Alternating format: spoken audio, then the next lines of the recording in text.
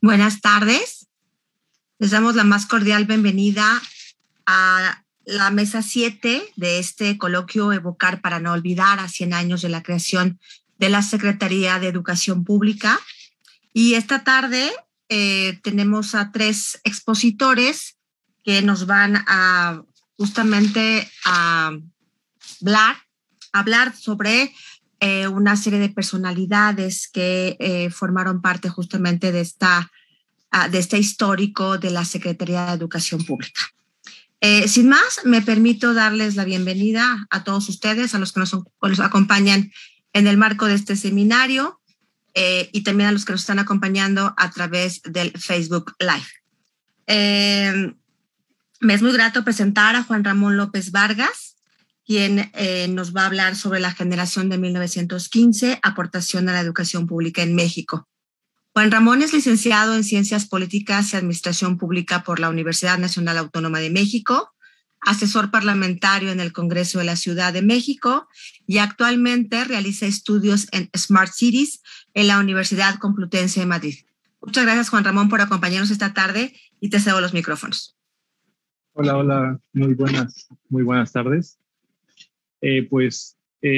Primero que nada me gustaría comenzar agradeciendo al doctor Alberto Enríquez Perea por esta oportunidad que nos da para poder colaborar en esta mesa y en esta publicación.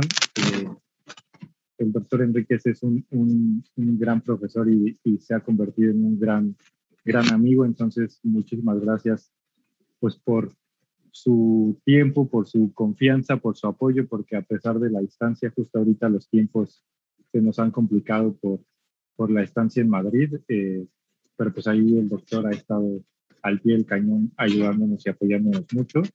Entonces, pues muchas gracias al doctor, a la doctora Rosisabel Gaitán por todo este trabajo titánico que han realizado y también por ahí pues muchas gracias a la directora de la facultad y a todos los miembros de esta mesa que nos acompañan esta tarde, perdón, y pues a todos los que nos escuchan y nos ven por YouTube y por Facebook.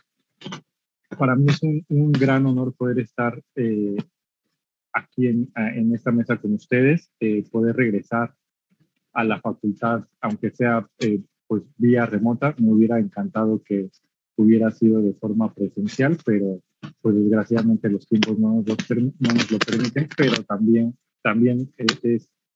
es muy grato para mí que haya sido vía Zoom, porque pues si no, de otra forma no hubiera podido haber estado con ustedes.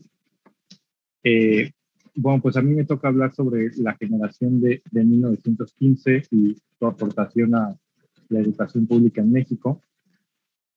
Me gustaría empezar esta exposición con una frase de uno de los integrantes de esta tremenda generación. Es de Manuel Gómez Morín y dice: las ideas y los valores del alma son nuestras únicas armas. No tenemos otras, pero tampoco las hay mejores. Esta frase, en unos momentos más en los que les explique un poco más del tema, hará una mejor observación, un mejor análisis del porqué de esta frase, de lo que estamos hablando, del significado de esta frase que a mí me gusta mucho, que se dé en un contexto histórico para México, para la formación de la vida cultural y educativa de nuestro país. La lucha que se venía dando en México en la era revolucionaria no era simplemente por un cambio de gobierno, por un cambio de políticos o de régimen. La lucha era de igual forma por determinar hacia dónde iba a dirigirse nuestro país. Y no solamente en una cuestión económica, política o de organización. Se quería lograr todo esto con las familias mexicanas, no solamente en una élite de gobierno. Y esto era simple y sencillo. ¿Cómo se podía lograr con las familias mexicanas? Pues logrando un desarrollo con base en libertad. Es así como comienza la aventura de estos intelectuales ilustres que forjaron los principios de la historia educativa de nuestro país. Era claro que no solo con ideas y con buenos deseos todo se iba a acomodar. Era necesaria la intervención de los hombres de lucha, de aquellos que ostentaban el poder y que con sus tomas de decisiones sería posible la formalización educativa del México post-revolucionario. Esta generación del 15, pues evidentemente es una generación de personajes a los que les toca vivir un momento complicado en el país, una era pues, postguerra prácticamente, en la que el país se encontraba en un desorden total en todos los ámbitos, en un momento en el que el país se encontraba en lucha, buscando el poder de todas formas de varios bandos, y esta generación busca simplemente con su trabajo, con sus ideas, con sus aportaciones, poder lograr que esta lucha que se estaba llevando a cabo con las armas se diera de otra forma y que ayudara al desarrollo del país. 1915 se convierte en un año crucial para la revolución. En medio de un caos total, parecía que el movimiento armado no tendría los frutos que se esperaban. Un año oscuro y frío que parecía llevar al declive lo poco que quedaba del país, en que se asomaban los intereses personales de unos cuantos y se notaba que estos vencerían. Se logró lo impensable, hacer de los problemas más profundos el motivo de la verdadera lucha revolucionaria. Ejemplos como el de Mariano Azuela, que en 1915 escribió Los de Abajo, o Martín Luis Guzmán, La Querella de México, nos muestran al final del túnel, la luz al final del túnel, que representó este año para los intelectuales mexicanos, que iniciaban o se consolidaban en su trabajo y daban otra perspectiva a la lucha que se venía dando en el país. Y que claramente tenían la visión de que con educación y cultura se podría salir adelante. Que aquí la importancia y la contribución de esta generación, el que no solamente con las armas el país iba a poder cambiar de rumbo, se necesitaba algo más que cambiar a los políticos, se necesitaba que la base cambiara. ¿Y cómo lo iban a hacer? Pues simplemente con educación. Y me permito citar, 1915 es una fecha legendaria y un año límite. Culmina la etapa más desastrosa de la crisis monetaria y financiera. Esa caída vertiginosa de la economía nacional iniciada en 1910 da comienzo al reflujo de las masas. El carrancismo se afianza en lo militar y en lo político. Vemos aquí como un cambio político también va ayudando a que este cambio de ideas pueda surgir y se pueda dar a la luz. La generación del 15 es entonces llamada así por la importancia de este año en lo que ya hemos mencionado, y es el grupo de personajes que de alguna u otra forma se encuentran viviendo y sufriendo lo que la Revolución Mexicana dejó a su paso. Y son estos actos los que unen la lucha en un mismo camino. Una lucha por cambiar a la sociedad desde abajo, con cultura y educación, para que la información tenga eco y repercusión, para que lo que estaba pasando no solo se quedara en las élites, y sobre todo para que la gente tuviera acceso por todos los medios a una preparación educativa que los ayudara a progresar. Esta generación está integrada tradicionalmente por los siguientes personajes y también llamados los 7 sabios: Vicente Lombardo Toledano, Manuel Gómez Morín, de quien me permití al principio leerles una frase, Alfonso Caso, Teófilo Lea y Leiva, Alberto Vázquez del Mercado, Antonio Castro Leal y Jesús Moreno Ibarra. Aunque no oficialmente, pero algunos autores así lo consideran dentro de esta generación del 15. También tenemos a personajes que contribuyeron, como Manuel Toussaint, Narciso Bassols, Daniel José Villegas y Miguel Palacio Macedo. Pues algunos autores ahí difieren con los nombres, pero creo que nadie puede negar la aportación de todos y cada uno de estos personajes desde cualquier ámbito, ya sea tanto educativo como en un ámbito, como ya lo hemos visto en estas otras metas, como en un ámbito de toma de decisiones. Creo que todos los personajes aquí mencionados son de suma relevancia para lo que hoy es México, para lo que hoy es su educación y para lo que hoy, por ejemplo, es la Universidad Nacional.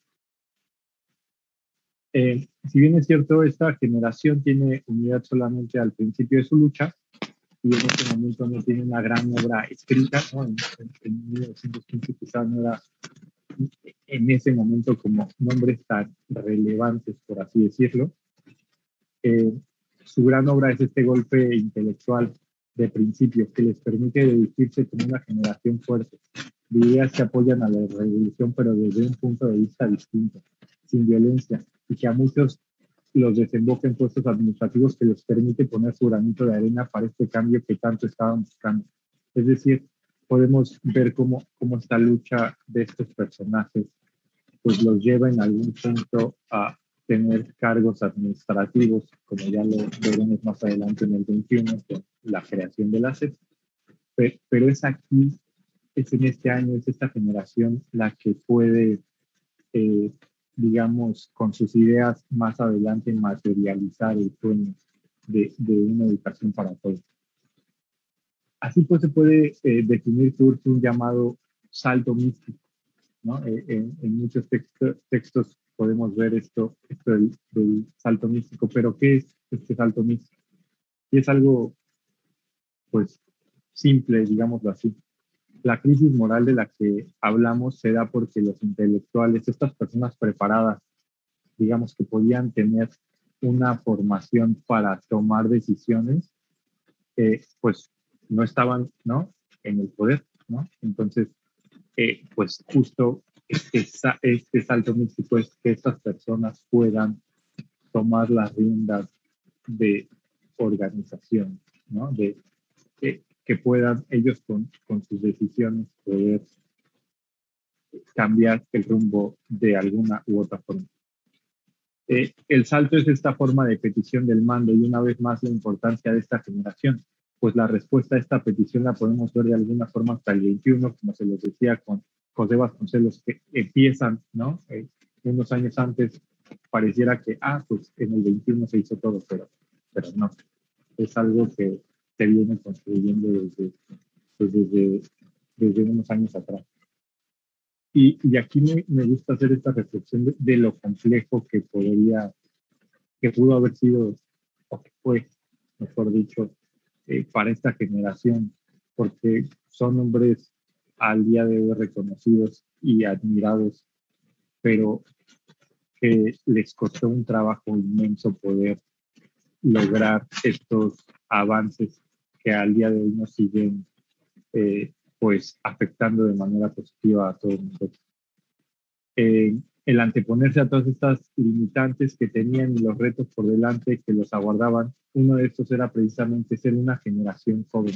Y aquí creo que pues me siento identificado porque creo que son cosas que al día de hoy se siguen viendo, ¿no? Que en muchos ámbitos no se da la oportunidad a los jóvenes y pues uno se lo tiene que forjar y esta generación se lo forjó, ¿no? A base de golpes, con trabajo. Esta generación pudo imponer sus ideas, pero ideas que finalmente beneficiaron a la sociedad. Su convicción era más fuerte y tenían claro cuál era su objetivo. Intentar permear en la clase política para que con educación y cultura el país se desarrollara. Y la forma en la que algunos vieron esta, pues fue también llegar al poder y tomar estas decisiones. Si no me están escuchando, si los políticos que hoy están luchando simplemente por llegar al poder no me están tomando en cuenta, pues entonces yo voy a tomar el poder, ¿no? Y es un claro ejemplo de todo esto, pues, José Vasconcelos.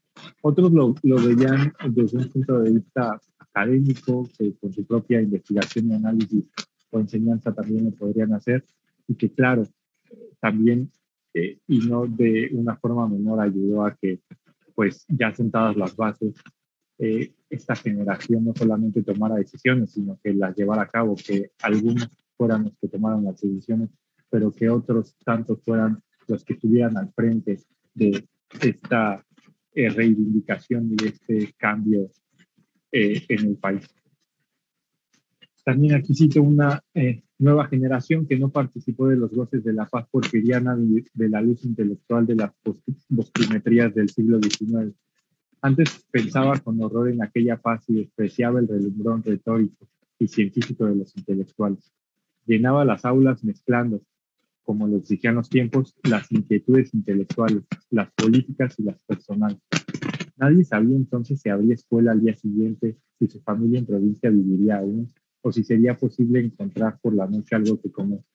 Los sucesos políticos se amontonaban, teniendo a todos en suspenso y haciendo que todos, voluntariamente o no, se afiliaran, por lo menos espiritualmente, a un partido. A esto se enfrentó la generación de 1915 y por esto luchaban, y también por esto su aporte y logro para que la educación en México avanzara y sentara un precedente, construyendo los cimientos de un sistema hoy perfectible, claramente, pero que es un pilar indispensable en el crecimiento y desarrollo de nuestro país. La generación de 1915, como tal podemos decir, no hicieron un trabajo en conjunto. Más bien fueron trabajos independientes, trabajos individuales que con las ideas y empuje de cada uno lograron formar la vida y la historia de nuestro país. Pues con esto concluyo esta parte de mi participación y muchísimas gracias. Muchas gracias, Juan Ramón.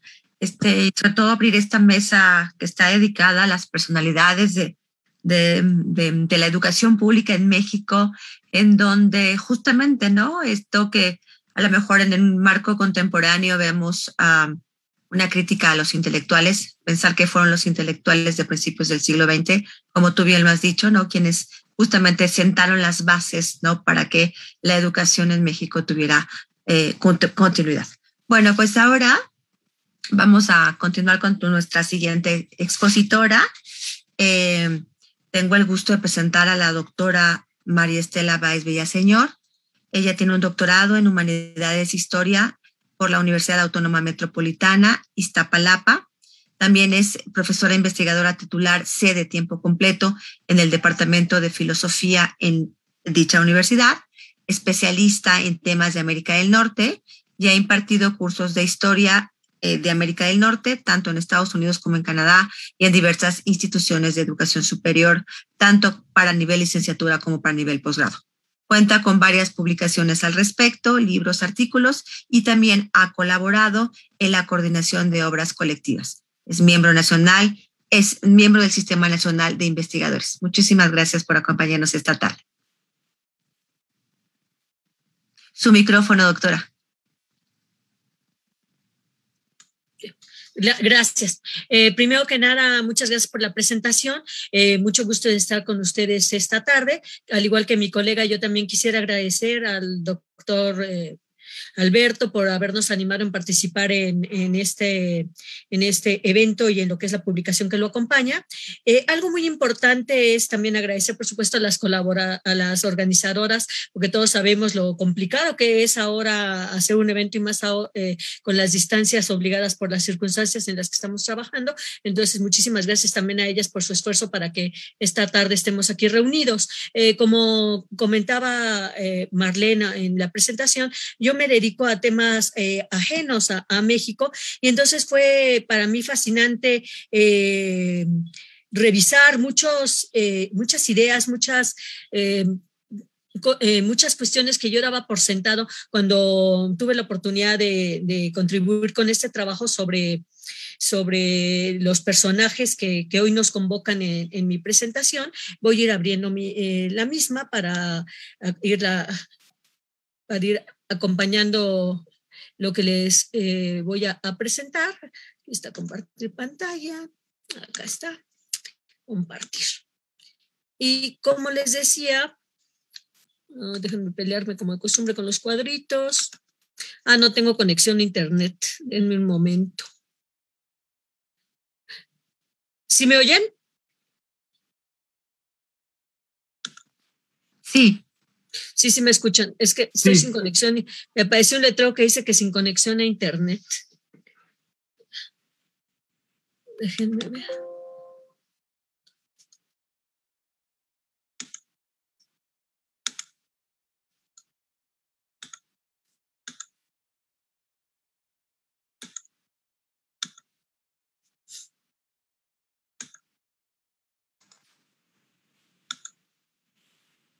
Deme un momento porque me sacó de la...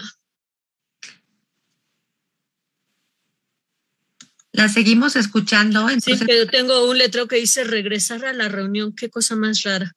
En fin. Sí, me están indicando que sí se escucha. Sí, nada, es que no, yo no los veo. Déjenme ver qué pasó aquí. Porque no tengo idea.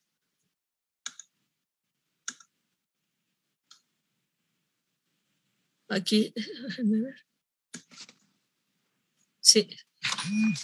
A ver, déjenme ver. Pero no ha aparecido el video, ¿verdad? No, todavía no. A ver, déjenme compartir pantalla. Regreso. En un momento, porque está... Ya ahorita ya regreso. Ya estoy en la reunión otra vez. A ver, compartir pantalla. A ver si va así.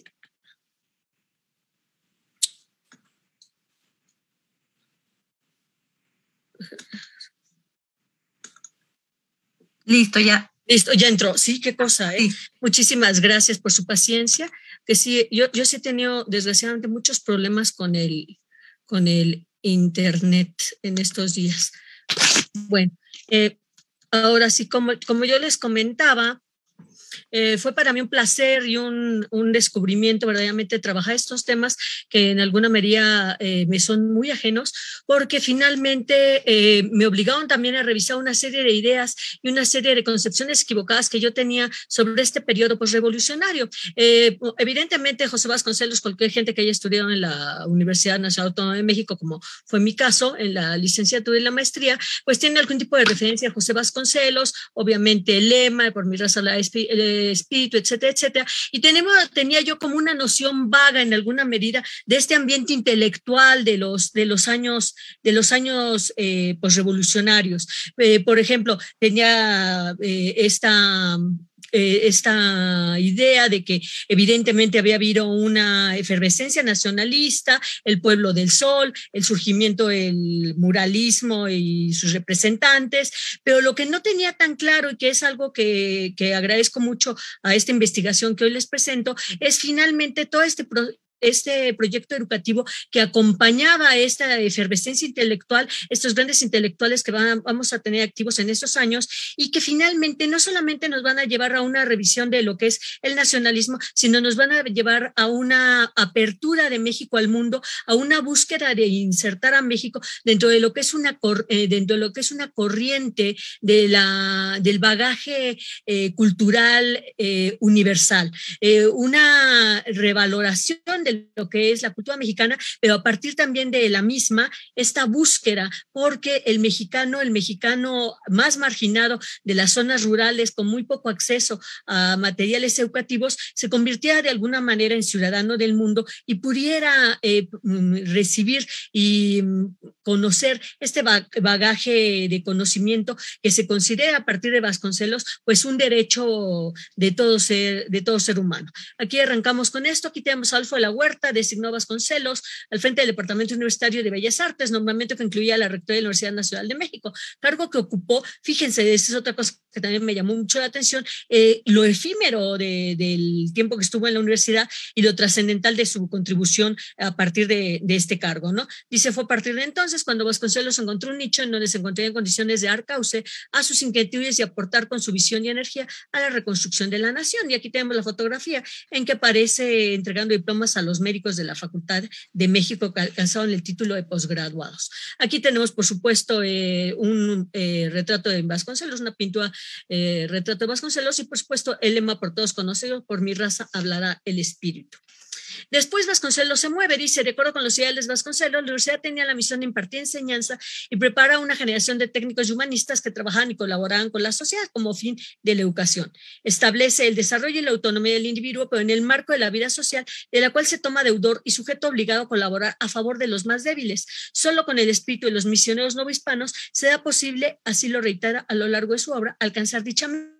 En este párrafo que tenemos en este momento en pantalla hay una palabra que es clave dentro de lo que es la obra de Vasconcelos a favor de la educación, que es la palabra de misionero. Él va a ver la educación mucho más allá de una obligación de Estado o un derecho del ciudadano, lo va a ver como una misión y va a buscar que todos aquellos involucrados en su proyecto educativo tengan y compartan esta idea de que son misioneros de la educación, de que la educación es un proceso regenerador y transformador que finalmente va a estar a cargo de estas misiones que van a compartir dicho objetivo. Dice, su posterior designación como secretario de Instrucción Pública lo colocó en un lugar todavía más idóneo para instrumentar sociedades, transformándolas en programas con objetivos claros y específicos. Su anhelo era incidir en la formación de los mexicanos y convertir a México en un pueblo letrado que deja atrás el analfabetismo. Cuando estaba yo preparando el artículo que tuve el gusto de hacer, me pasó también algo muy curioso. Estaba yo pensando en la dimensión de México, ¿no? Es un país enorme, en aquella época con una sistema de carreteras todavía muy endeble, con unas comunicaciones muy complicadas debido a lo remoto y a lo marginado de muchas de las zonas en donde, que se pretendían alcanzar a partir del proyecto vasconcelista. Y entonces me quedé meditando sobre lo titánica que era la faena de Vasconcelos en el contexto de los años 20, de los años postrevolucionarios. Entonces hay que también comprender finalmente el reto que presentaban las distancias, la marginación de las comunidades indígenas, que es uno de los objetivos principales para Vasconcelos, que busca incorporarlos a este proyecto educativo. Dice, de esta forma, la lucha por la justicia e igualdad transitó de un campo de batalla a otro. Eso lo comentó hace unos momentos mi colega, me llamó la atención que coincidimos con ello, en que dice de las armas a las letras. A partir de la CEP y de los nuevos criterios bajo los que ésta se regiría, se trabajaría para lograr algunos de los objetivos revolucionarios, como propone José Félix García Benavente. Como fin de la educación, Vasconcelos establece el desarrollo y la autonomía del individuo, pero en el marco de la vida social de la cual se torna deudor y sujeto obligado a colaborar a favor de los más débiles. Dice, la labor de Vasconcelos era doble, debía federalizar y centralizar la educación para crear un verdadero proyecto de nación e instruir a la gran masa de la población, fundamentalmente rural. Para ello recorrió el país haciendo propaganda de su iniciativa con el fin de aminorar las suspicacias que el proyecto despertaba entre los gobernadores locales y hacer aprobar la ley que la posibilitara. Entonces vamos a ver aquí cómo Vasconcelos va a tener este doble reto. Por un lado, las distancias, por otro lado, los recursos, y por otro lado, incluso los poderes locales que van a ver con suspicacia esta idea de incorporar a los indígenas de las diferentes localidades a un proyecto de orden federal. Dice, educar es preparar al individuo para determinado propósito social. Las escuelas monárquicas se proponían formar buenos súbditos, las escuelas teológicas buenos sacerdotes, los despotismos se empeñan en crear soldados y solamente los pueblos civilizados procuran formar buenos ciudadanos, es decir, hombres y mujeres libres, capaces de juzgar la vida desde un punto de vista propio, de producir su sustento y de forjar la sociedad de tal manera que todo hombre de trabajo esté en condiciones de conquistar una cómoda manera de vivir. Dice, la propuesta fundamental de Vasconcelos radicó en la organización departamental de la SEP. La función básica se llevaría a través del departamento escolar integrado por las secciones necesarias y abarcaría desde el preescolar hasta el nivel superior, lo cual nos habla, por supuesto, de un proyecto sumamente ambicioso. Se introdujeron las bibliotecas. La biblioteca va a ser un elemento común a lo largo de la vida de Vasconcelos y finalmente hoy en día es un referente vinculado a su personalidad de manera indisoluble, como lo veremos al final de la charla. Encaminadas a garantizar el material de lecturas, ya que el acceso al bagaje universal literario era una de las columnas de su proyecto. Y se realizó una labor editorial impresionante que incluyó ediciones de los grandes escritores clásicos, las lecturas clásicas para niños y las lecturas clásicas para mujeres, con textos de Gabriela Mistral y Salvador Novo, entre otros, así como la publicación de revistas como El Maestro y la celebración de la primera exposición del libro en el Palacio de Minería. Vasconcelos deseaba establecer la República de las Letras, que consistía en dotar de libros a quien antes no los había tenido, porque los libros eran el arma de la revolución. No iba haciendo referencia a este tránsito de lo que son son las armas a las letras. Dice, veía como una prioridad integral era acceso a los indígenas a la riqueza del bagaje cultural denominado como universal, ofrecerles la posibilidad de conocer la herencia y conocimientos que les permitirían el tránsito de la marginación hasta convertirse en partícipes del proyecto nacional, más aún, aspirar a ser ciudadanos del mundo. Aquí tenemos la portada interior de las lecturas clásicas para niños, que es una obra verdaderamente deliciosa. Es un libro que de hecho yo una obra en 2 volúmenes que de hecho yo conocí de niña, y me acuerdo que sí realmente cumplía esa función de que a partir de fragmentos de obras clásicas, ya fueran de origen oriental, un fragmento del Ramayana, un fragmento del Quijote, mitologías que aparecen en el primer volumen, y en el segundo volumen esa recopilación de los mal llamados cuentos infantiles, por ejemplo los de Oscar Wilde, el Ruiseñor y la Rosa, etcétera, etcétera, realmente animaban a que uno quisiera conocer más allá de ese fragmento. Era una especie de probadita, de introducción a estas obras literarias, a este bagaje literario universal, y entonces realmente las lecturas para niños cumplían con esa función cabalmente. Han sido reeditadas muchísimas veces. Aquí el que yo les mostré es la edición original, que además venía acompañada, era una presentación muy bonita porque en la hoja venía pegado el cromo, que aquí tenemos en pantalla, que es este. Entonces, pasaba muchas veces que incluso el pegamento ya no servía, se secaba y se desprendía el cromo y había que volverlo a pegar. Pero realmente era no solamente ambiciosa su propuesta, sino incluso era visualmente muy atractiva la presentación de estas famosas lecturas para niños. También están las misiones, que eran escuelas ambulantes. Aquí tenemos esta muy bonita fotografía de las misiones culturales. Cuando estaba yo también preparando esta charla, me di cuenta que no había puesto ni una sola imagen en el texto para publicar. A lo mejor deberíamos haberlo acompañado para que el lector pudiera contextualizar lo que era el México de aquella época. Y dice, de estas misiones, eran escuelas ambulantes que circulaban por los pueblos. Su fin era darles herramientas a los maestros que estaban de servicio como líder de comunidad, promoviendo el mejor social y económico de la comunidad. La mejoría, ahí me falló. Estaban integradas por un equipo variado, entre ellos un jefe, un trabajador social, un especialista en higiene, cuidados de los niños y primeros auxilios, además de un gran equipo de docentes en las áreas de educación física, música, manualidades para saber, aprovechar los recursos de cada región y un especialista en coordinar los cursos manuales con la agricultura y la técnica. Aquí tenemos ahora en pantalla lo que es esta misión cultural, que eran escuelas normales, casas que se tenían lugar en escuelas normales, casas del pueblo, que por afectar los intereses de los caciques locales provocaron que muchos maestros fueran hostilizados y hasta asesinados. Esto es lo que yo les comentaba hace rato. Además del problema de los recursos y las distancias, vamos a tener este enfrentamiento con los intereses locales que en un momento dado podían interferir de manera muy grave con este intento de federalizar la educación, y no solo eso, sino que también podían incluso buscar mantener a los indígenas marginados a fin de que fueran mucho más controlables y no se incorporaran a esta vertiente de educación nacional que buscaba promover Vasconcelos. Dice, en apoyo a la educación de las masas, duplicó el número de escuelas y de maestros, extendió las oportunidades educativas a los indígenas, aumentó el presupuesto destinado a la educación, estableció nuevas bibliotecas fijas y ambulantes y amplió la Biblioteca Nacional. Y aquí tenemos esta portada hablando precisamente de las misiones. En este contexto es cuando se fusiona la historia de Vasconcelos con la de Gabriela Mistral. En un viaje a Chile, Vasconcelos conoció a Gabriela Mistral, su nombre original era Lucía Godoy Alcayaga, y ella se estaba dedicando en esos momentos a promover la escuela nocturna para adultos. Y entonces, a partir de varias charlas que tuvo con ella, finalmente coincidieron en varios puntos de lo que concebían como educación, la labor transformadora de los docentes, y entonces la invitó a México. Aquí tenemos en la diapositiva, dice, aunque su presencia en nuestro país fue sumamente breve, ya que solo permaneció en México de 22 a 24, Mistral dejó como un importante legado, ya que sus múltiples facetas como pedagoga, educadora, escritora intelectual, muchos la recordamos incluso por sus poemas, por ser una importante poetisa, le permitió una importante contribución a la construcción de un nuevo y ambicioso modelo educativo. Aquí tenemos una fotografía, le escribe Vasconcelos, muy halagador, buscando traérsela a México para colaborar en su proyecto educativo. Dice, si yo siguiera diciéndole todo lo que México siente y todo lo que espera usted, no terminaría nunca. Usted misma va a mirar otras cosas que tal vez nosotros no hemos visto, y usted no se sentiría cohibida para decirnos su pensamiento, porque por encima de sus sentimientos, de su cortesía, están sus deberes de maestra, que dice la verdad conforme a su limpio corazón.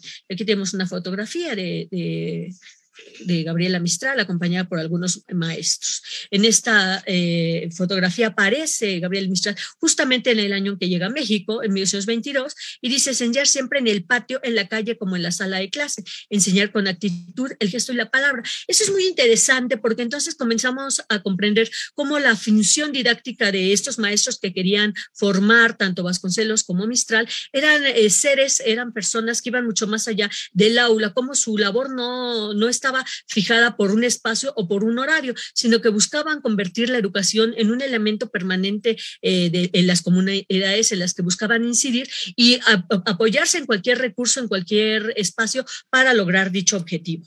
Dice: la creencia en la unidad hispanoamericana era uno de los muchos ideales que Mistral y Vasconcelos compartían. Hay que recordar que uno de los herencias de la Revolución Mexicana fue, por supuesto, la doctrina Carranza. La doctrina Carranza buscaba hermanar a los países latinoamericanos en una unión, buscando reforzar y rescatar todos aquellos elementos culturales, ese origen común que compartían, y que de alguna manera tuvieran esa unión, no solo para una colaboración entre los mismos países latinoamericanos, sino como un contrapeso a la presencia cada vez más fuerte de Estados Unidos, que buscaba dictar una serie de directrices. Por supuesto, la doctrina Carranza fracasó. En muchos países optaron por seguir negociando de manera individual con Estados Unidos en búsqueda de una serie de beneficios individuales, y no quisieron participar en esta doctrina Carranza. Pero curiosamente, tanto Vasconcelos como Mistral eran unos convencidos de que el futuro de Latinoamérica estaba en la unión cultural de los diferentes miembros de esta región. Dice: con respecto a la enseñanza, ambos desconfiaban de las pedagogías de corte cientificista, de laboratorio, pues pensaba que el buen maestro se debía más a su disposición espiritual que a su dominio de las técnicas educativas. Esta idea de que la educación es una misión, ¿sí? Asimismo, el mexicano y la chilena consideraban prioritaria la educación rural y el establecimiento de bibliotecas públicas, y coincidían también en su amor por la literatura universal y en su interés por las religiones orientales. Aquí tenemos otra fotografía de Gabriela Mistral acompañada por algunos maestros, y aquí la tenemos nuevamente con otros colegas. Dice: en México, Gabriela se dedicó de lleno a trabajar. A ella se debe el sistema básico de enseñanza de las primeras letras, hoy extendido a toda América, así como la creación de la escuela nocturna para los trabajadores, que era un proyecto que ella ya había desarrollado en su natal Chile, y la organización de escuelas ambulantes que iría a José Vasconcelos con tanto acierto. Aquí la tenemos en Zacapuax, en Puebla, precisamente, recorriendo algunas zonas rurales del país. Dice: ¿cuál era el ideario? Una forma muy sencilla de Mistral es el que sigue, ¿sí? Todo para la escuela, muy poco para nosotros mismos. Para corregir no hay que temer. El peor maestro es el maestro que enseña con miedo. Nada más les tomé algunas, ¿no? Todo puede decirse, pero hay que dar con la forma. La más sacra reprimenda puede hacerse sin deprimir ni envenenar un alma. La enseñanza de los niños es tal vez la forma más alta de buscar a Dios, pero es también la más terrible en el sentido de tremenda responsabilidad. Bueno, cuando estuvo aquí en México, se le encargó a Gabriela Mistral a escribir una de sus obras más notables y por las que es más reconocida, que son el famoso libro de lecturas para mujeres. Justo cuando se le dio esta encomienda, comenzó a haber problemas en torno a la presencia de Gabriela Mistral en México, y comenzó a haber una serie de críticas y de quejas, y se comenzó a cuestionar qué era lo que hacía, de dónde salía su sueldo, de dónde obtenía lo que en ese momento se consideraba tanto poder. Podríamos decir, en lenguaje coloquial, que comenzó toda una grilla en contra de Gabriela Mistral.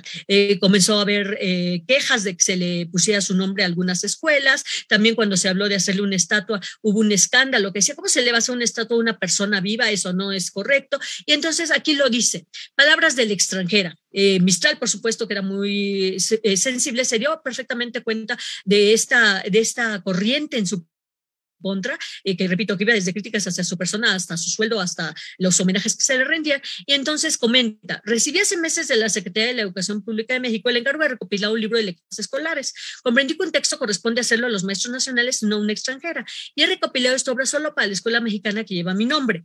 Lo que yo les comentaba, las grandes críticas que hubo cuando a una escuela se le puso Gabriela Mistral. Me siento dentro de ella con pequeños derechos y tengo además el deber de dejarle un recuerdo tangible de mis clases.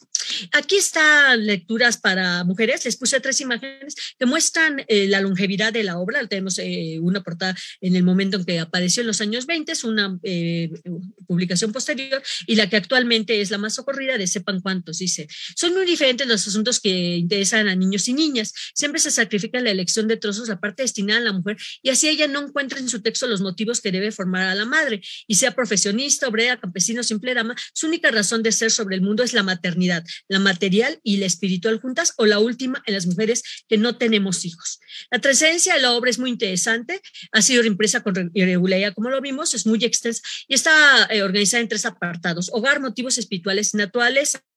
Ya las lecturas femeninas de las revistas para mujeres habían tenido un nicho muy especial en nuestro país. Había estado Violetas Mexicanas, Señoritas Mexicanas, Violetas de la Náhuatl, etcétera, etcétera, que también tenían esta labor pedagógica y que incluso habían abierto un espacio para que las mujeres publicaran. Sin embargo, ahora vamos a encontrar en el libro de Castellanos un interés que va mucho más allá, ¿no? Dice: buscaba poner en las manos de las lectoras una ambiciosa antología de textos de diversa índole y origen. Nuevamente nos encontramos con el afán universalista, algo compartido con Vasconcelos. Incluyen textos en prosa, documentos históricos, reflexiones y poemas. Al igual que en lectura, se exalta la grandeza de prosa desde América Latina, pero en ese caso también se eluda la belleza de la naturaleza, el mar, los bosques, etcétera, etcétera, buscando, por supuesto, exaltar el escenario latinoamericano. Volvemos a cómo se había complicado el ambiente para Mistral aquí en México, y decía: en algunos medios de comunicación aquella cálida bienvenida que se le brindó ahora se utilizó para atacarla y desprestigiarla. Se consideraba que había recibido honores inmerecidos y se desdeñaba su aportación al proyecto vasconcelista. Se cuestionaba su salario. Muchos creen y dicen que Gabriela ganó en México mucho dinero. Algunos piensan que vino a pasearse y que recibió su sueldo sin hacer nada para que escribiera. Y así hay quien habla de su sueldo exorbitante. Nada de esto es verdad. Gabriela era en su país directora de un liceo, es decir, de una escuela preparatoria. Aquí tuvo un nombramiento de inspectora que como sueldo era apenas equivalente y como categoría inferior. Finalmente, Gabriela Mistral abandona México antes de que concluya el mandato del presidente Álvaro Obregón en noviembre del 24, fecha prevista para su partida. Se va antes y se convierte en una especie de paria. Va a estar en varios países, tiene poco interés en regresar a Chile, donde tampoco donde el ambiente no le era favorable a pesar de ser su patria, y la vamos a encontrar en los años posteriores en diferentes lugares, ¿no? Vasconcelos ya había renunciado a su cargo al frente de la SEP. Sin embargo, las cúpulas intelectuales mantenían por lo general redes de comunicación supranacionales. Ello fue evidente, pues a pesar de su vida errante, Mistral conservó, independientemente de los ataques recibidos, comunicación con varios mexicanos con quienes le hermanaba el amor por las letras. Aquí la tenemos en Estocolmo en 45, es el año que recibe el premio Nobel en Suecia. Aquí, y finalmente se va a establecer en Estados Unidos, en donde sufrió mucho, inserta en una cultura que le era completamente ajena. Fueron causas personales las que la llevaron a establecerse en Nueva York, que finalmente fue donde falleció de un cáncer de páncreas en enero de 1957. Visitó México una vez más, había comprado un terreno aquí en México que luego no pudo ocupar porque resultó que como extranjera no tenía derecho a comprar ese terreno que estaba a unas cuantas kilómetros de la playa, etcétera, etcétera. Entonces su última visita también tuvo esta carga agridulce que va a caracterizar sus años errantes. Y mientras tanto, y aquí tenemos la escena de su funeral, regresa a Chile el cuerpo y finalmente es enterrada en su amado Chile. ¿Sí? Aquí se me última voluntad que mi cuerpo sea enterrado en mi amado Montegrade, y aquí está su lápida, ¿no? En cuanto a Vasconcelos, tampoco le fue bien. Después de renunciar a la CEP, regresó a la escena política. Se opuso para oponerse a la candidatura de Calles a la presidencia, participó como candidato a las elecciones para el gobierno del estado de Oaxaca y al perder las elecciones nuevamente salió al exilio.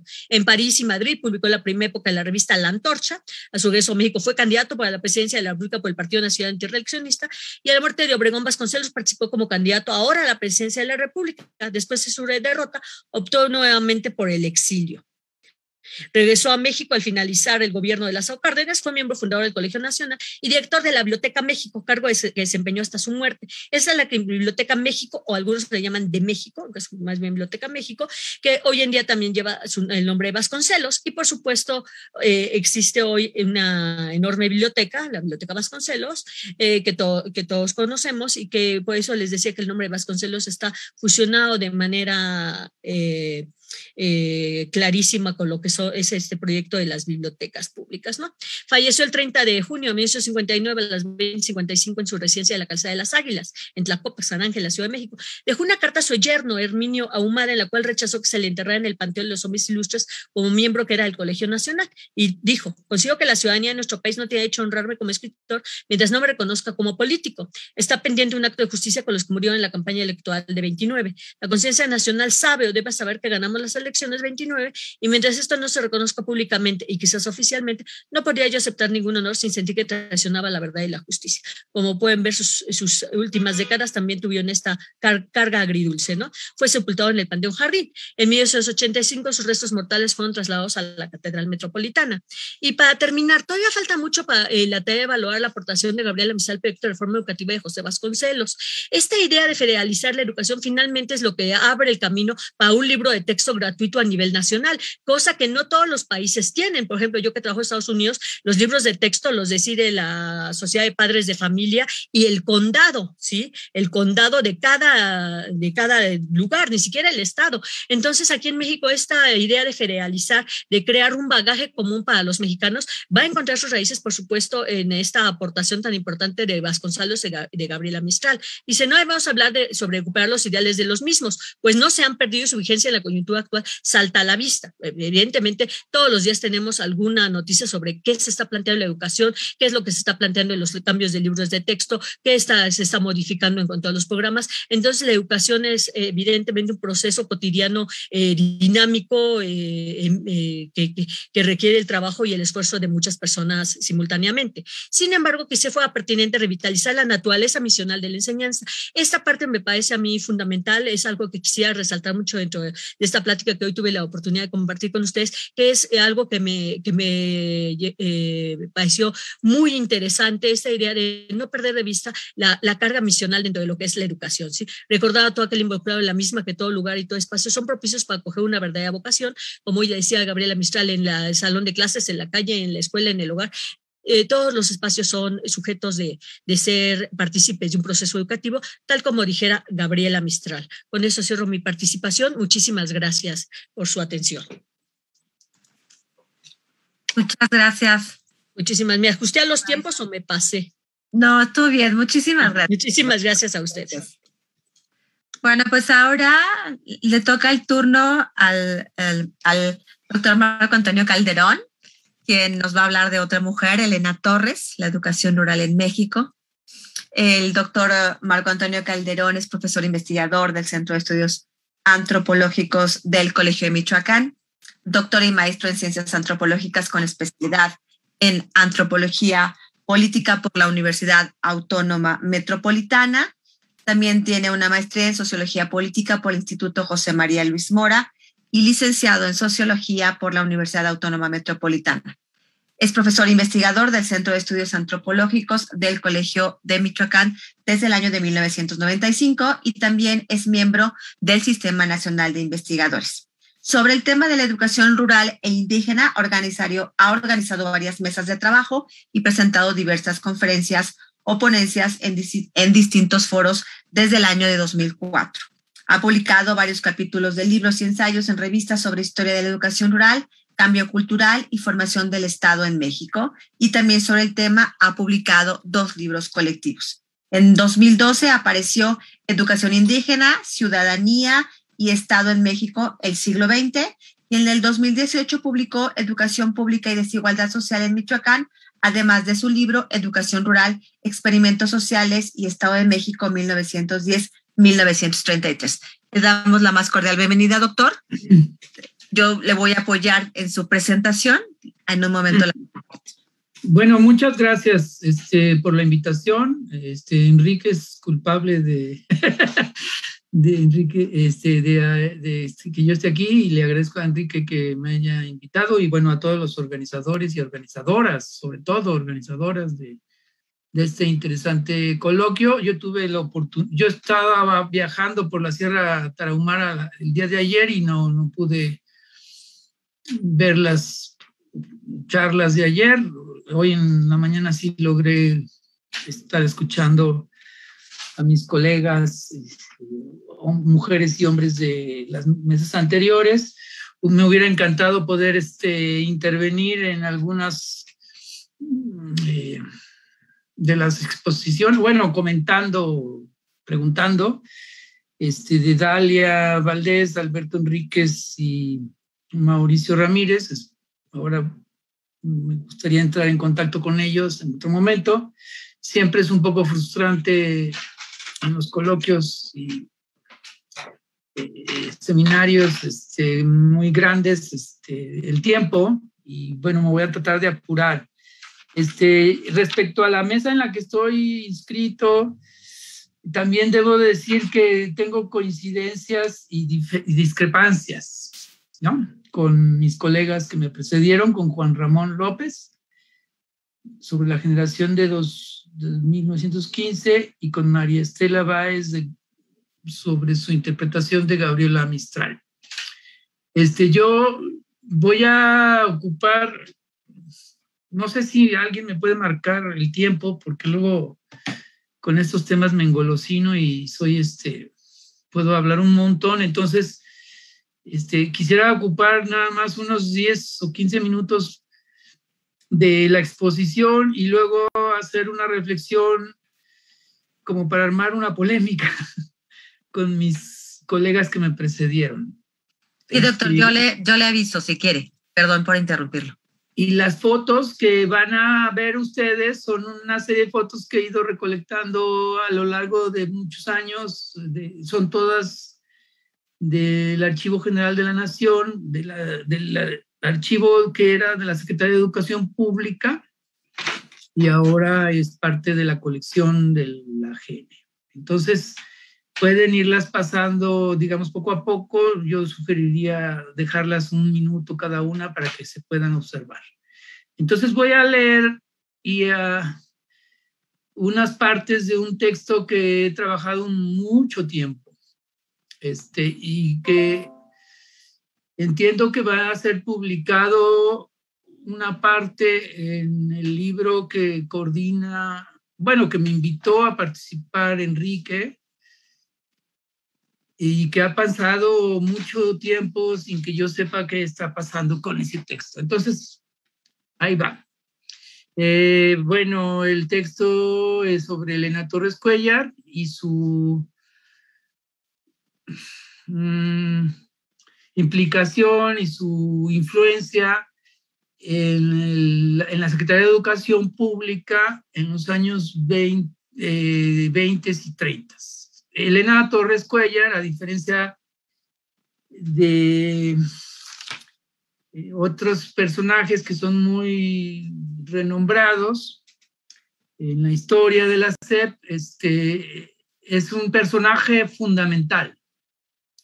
Fue una destacada feminista mexicana realizando una significativa labor en la Secretaría de Educación Pública en las décadas de 1910 y 1930. En 1921 jugó un papel fundamental en la constitución del Departamento de Desayunos Escolares, siendo jefa de dicha dependencia por 2 años. Después, durante 10 meses, llevó a cabo una misión experimental en el pueblo de San José, estado de Morelos. Además, en 1926 organizó el Departamento de Misiones Culturales. En la década de 1930 colaboró con la SEP en diferentes momentos, mostrando especial interés en la educación de la mujer campesina y en la economía doméstica. No solo realizó una investigación sobre problemáticas que enfrentaban las alumnas de las escuelas normales rurales, sino que escribió varios documentos para organizar la enseñanza de la educación doméstica para dichas instituciones. Cabe resaltar que en uno de los poemas de Gabriela Mistral, Gabriela Mistral reconoce la importancia y la vocación de Elena Torres Cuéllar respecto a la educación rural. Voy a leer rápidamente un pequeño esbozo biográfico que me parece fundamental. Elena Torres nació en Guanajuato el 23 de junio de 1893 en el pueblo del Mineral de Mellado. Estudió la primaria en una escuela pública de la ciudad de Guanajuato. Siendo muy joven, pero casi un adolescente, mostró interés por estudiar varias materias y tomó clases particulares sobre contabilidad y mecanografía. En su currículum se indica que realizó estudios sobre español, lectura escénica, literatura mexicana y española, todavía en Guanajuato. Se interesó además en temas de higiene y cirugía de emergencia, tomando clases en el Hospital de Minas, así como lecciones particulares sobre pedagogía. En el año de 1912 realizó un examen que exigía el gobierno del estado de Guanajuato, obteniendo buenos resultados, lo que la habilitó para ser maestra. Torres fue directora de una escuela de tercera categoría en el Mineral de Santa Ana. Fue también ayudante de la Escuela Superior para Niñas de Silao, Guanajuato. En aquellos años, es decir, durante la Revolución, comenzó a escribir sobre las desventajas de ser mujer y el autoritarismo vinculado al régimen político de Porfirio Díaz. En 1913 inició su participación en el movimiento revolucionario, quizás a raíz del golpe de Estado perpetrado por Huerta. Torres fue una de las varias destacadas feministas que se involucraron de manera muy activa en la lucha por derrocar a Díaz. En esos años entró en contacto con destacados revolucionarios como Francisco J. Mújica, trabajó como taquígrafa en el cuartel general del Ejército Constitucionalista en la Ciudad de México y fue profesora del Centro de Educación de la Casa del Obrero Mundial en 1915. Salvador Alvarado, siendo gobernador, la invitó al estado de Yucatán, donde permaneció un par de años, promoviendo la fundación de varias agrupaciones y escuelas para obreras, además de colaborar en una escuela experimental. En 1920 fue secretaria de la Escuela de Enseñanza Doméstica en la Ciudad de México, institución que entonces dependía de la Universidad Nacional. En ese mismo periodo, continuó promoviendo la organización de grupos de trabajadoras y obreras. Además, parte de sus esfuerzos estuvo dedicado a la constitución del Consejo Feminista Mexicano, haciendo especial énfasis en el trabajo social. Torres luchó no solo por el derecho al voto de las mujeres, sino también por ampliar sus horizontes laborales en puestos administrativos de responsabilidad. Esa es una cita de ella. En Iztacalco fundó la Escuela León Tolstoy, además de promover la organización de una biblioteca, lugar al que asistían muchas maestras y obreras. Fundó una revista titulada La Mujer, y bueno, el Consejo Feminista Mexicano recolectó recursos para la adquisición de 100 camas con su equipo correspondiente de ropa para el internado Francisco I. Madero, una institución que daba cobijo a chicos desamparados de la Ciudad de México, además de llevar a cabo obras de servicio social. En 1922 fue nombrada jefa de la delegación del Consejo Feminista Mexicano para participar en el Congreso de la Ciudad de Baltimore, y al regresar a México organizó la sección mexicana de la Liga Panamericana para la Elevación de la Mujer. Esa es una cita textual de ella. Siendo su primera presidenta, organizando además el primer Congreso de Mujeres en México en mayo de 1923. Toda esta información la saco del archivo Elena Torres Cuellar, que está en la biblioteca Francisco Javier Clavijero de la Universidad Iberoamericana de la Ciudad de México. Ya Noemí Cortés, hace varios años, una estudiante de la UNAM, había hecho una tesis de licenciatura muy sencilla, pero muy interesante, sobre la vida de esta mujer tan interesante.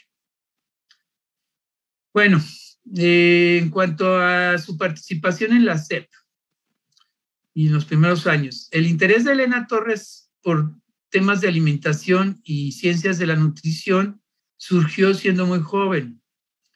A lo largo de 1919 trabajó en el laboratorio de biología del maestro Alfonso Luis Herra. Siendo rector de la universidad en 1920, Vasconcelos la nombró inspectora supernumeraria de comedores escolares de la Dirección de Educación Técnica. En la misma coyuntura, el químico Roberto Medellín, director de dicha dependencia, llevó a cabo un estudio sobre la desnutrición y los problemas de no alimentación de los chicos, ¿no? Dado que en aquella coyuntura existían múltiples necesidades para reconstruir el país y los recursos monetarios eran escasos, Vasconcelos propuso que los trabajadores universitarios donaran de manera voluntaria un porcentaje de su salario. Bueno, ese es un detalle muy interesante que me voy a saltar en este momento porque el tiempo es bastante cruel.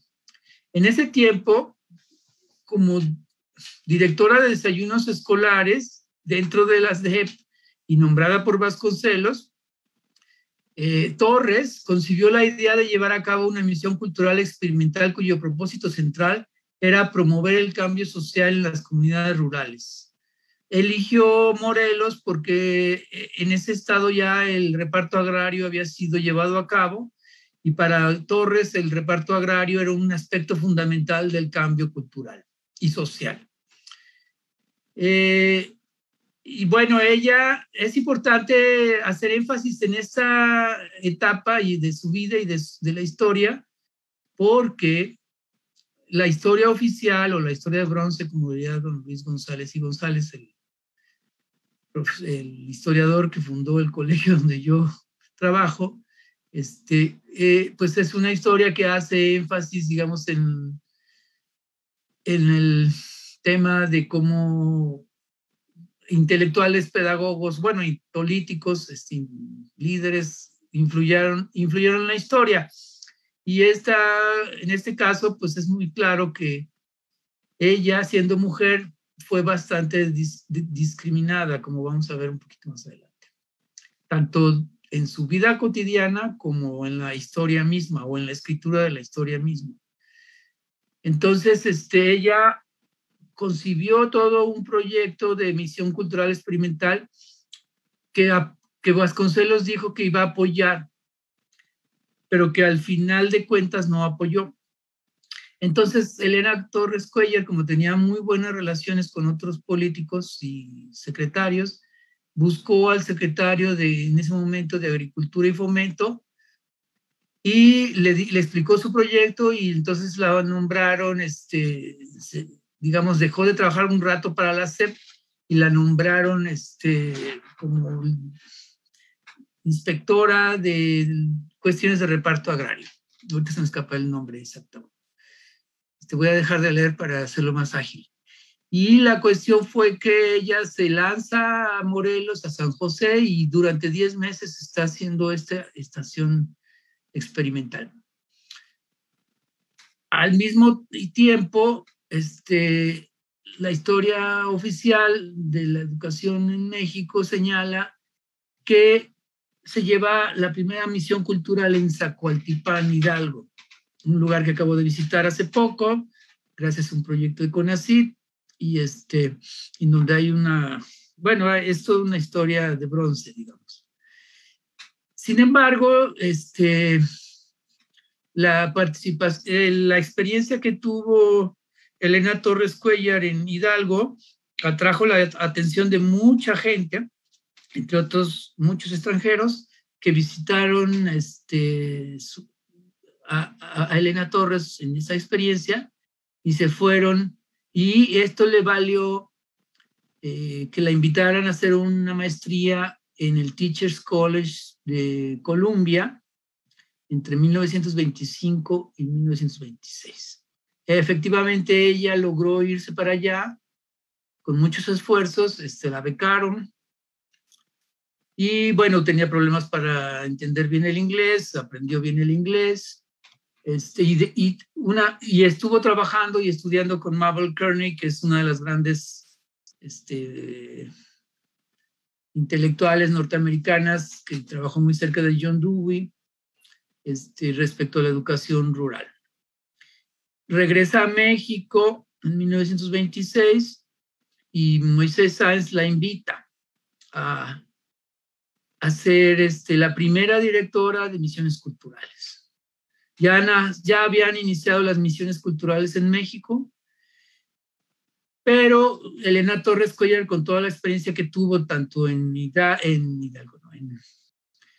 en Morelos como en los Estados Unidos, en su formación,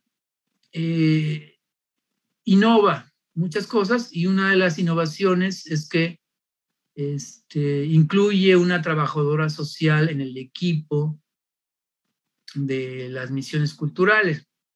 Y esta es una gran innovación. ¿Por qué? Porque, digamos, para esa etapa de la historia de la educación rural en México, ya muchos intelectuales pedagogos se habían dado cuenta que la centralidad de la escuela para el gran proyecto cultural que se estaba promoviendo era insuficiente. Es decir, no se podían lograr los objetivos que la SEP buscaba realizar si se centraban únicamente en educar a los infantes. Desde luego, las misiones culturales desde el principio estaban buscando educar también a la población rural mayor de edad, o bueno, sí, adultos, y pero ya con Elena Torres dentro de la Dirección de Misiones Culturales, pues se institucionaliza y se mete a una trabajadora social, que es un punto fundamental, ¿no? Las trabajadoras sociales empiezan a ir a las casas, porque la idea ya en ese momento era que para lograr el cambio cultural que buscaba la SEP, había que educar a las mujeres y había que educar a las amas de casa, y había que llegar a los hogares. Entonces, varias de las trabajadoras sociales, como Elena Landázuri, que es otro personaje fundamental, quien estuvo en Chicago estudiando un doctorado en sociología, y como una de las primeras principales promotoras del trabajo social e intelectual en las misiones culturales, pues hace toda una metodología para la visita a hogares y el cambio cultural en las mujeres.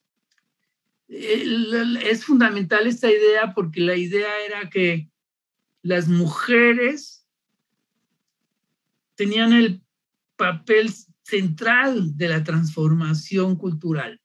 Ya no era la escuela, o más bien era de manera paralela a la escuela. Y esto se refleja un poco en lo que oímos hoy en la mañana respecto a la exposición de Mauricio Ramírez y sus fotos de José Vasconcelos y de Diego Rivera. Bueno, creo que ya se me está acabando el tiempo, pero el tema es que Elena Torres Cuéllar, solo pudo trabajar 6 meses como directora de misiones culturales, pero hizo un papel fundamental, y tuvo que huir del país. Y huyó del país porque se sintió amenazada su vida por Morones, el líder sindical, brazo derecho de Calles, por alguna razón que ella no explica, ni en su biografía, ni en varios de los muchos documentos que escribió al respecto de la educación rural en México. Pues ella tiene que irse a San Luis, Missouri, donde hace trabajo social con una parte muy importante de la población mexicana que estaba migrando en ese momento a San Luis, Missouri, ¿no? La atracción de los Estados Unidos, como sabemos, por el desarrollo industrial que estaba teniendo, o el crecimiento industrial, era muy impresionante, y pues ella estuvo un par de años en San Luis, Missouri, haciendo trabajo social con los migrantes mexicanos. En 1929 regresa a México, justo en la coyuntura de las elecciones donde Vasconcelos estaba concursando, y es muy interesante cómo para esa época de la historia, Elena Torres Cuéllar no apoya a Vasconcelos, apoya más bien a Pascual Ortiz Rubio, que era el candidato oficial del PNR, un partido que había formado Plutarco Elías Calles, ya estamos hablando del callismo, o no del callismo, sino del periodo, digamos, hegemónico de Calles antes del cardenismo. Y bueno, gana, Vasconcelos alega fraude, pero pues Pascual Ortiz Rubio es presidente. Y en los años 30 vemos la participación de Elena Torres Cuéllar en muchas cosas dentro de la Secretaría de Educación Pública. Por un lado, estuvo encargada de proponer proyectos de educación doméstica y de educación de la mujer. Para ella, un gran tema era el papel de la mujer en la educación rural en el contexto de la industrialización, ¿no? Tanto Calles y muchos otros presidentes anteriores, como Cárdenas incluido, y luego los presidentes posteriores, pues uno de los grandes temas era cómo industrializar a México. Y industrializar a México implicaba cambios muy radicales en la cultura local y las culturas vernáculas. Entonces, Elena Torres Cuéllar estuvo muy metida en las escuelas normales rurales y en los internados indígenas que se forman durante el cardenismo. Las escuelas normales rurales tienen una historia mucho más larga, como Alicia Sivera ha mostrado en su magnífico libro. Pero digamos que en el cardenismo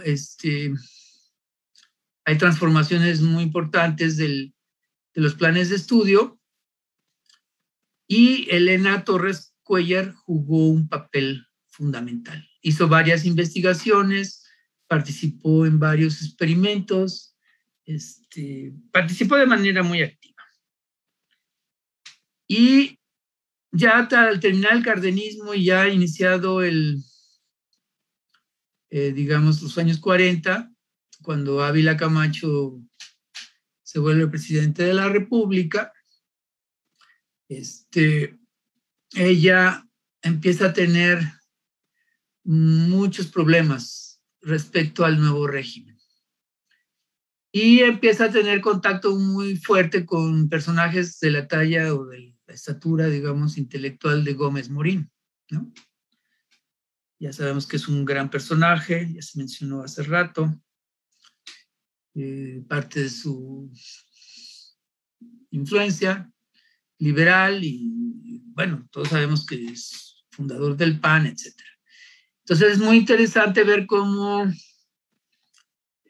Elena Torres Cuéllar empieza, digamos, a recular respecto a su pasado comunista, feminista, por la manera en que el Estado posrevolucionario se consolida, y empieza a hacer bastantes críticas sobre el machismo que imperaba en muchos de los políticos e intelectuales posrevolucionarios. Todo está narrado en en algunos textos que yo he escrito, pero algunos todavía inéditos.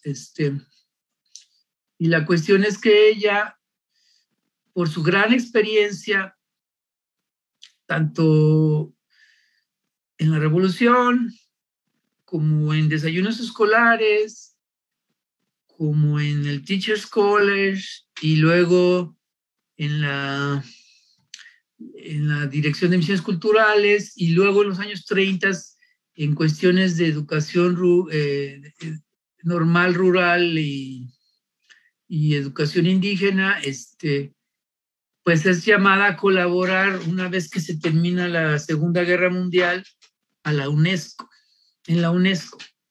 Nada más y nada menos la invita a trabajar a la UNESCO Julian Huxley, que es hermano de Aldous Huxley, el famoso autor de 1984, y bueno, todos sabemos un poco de su historia.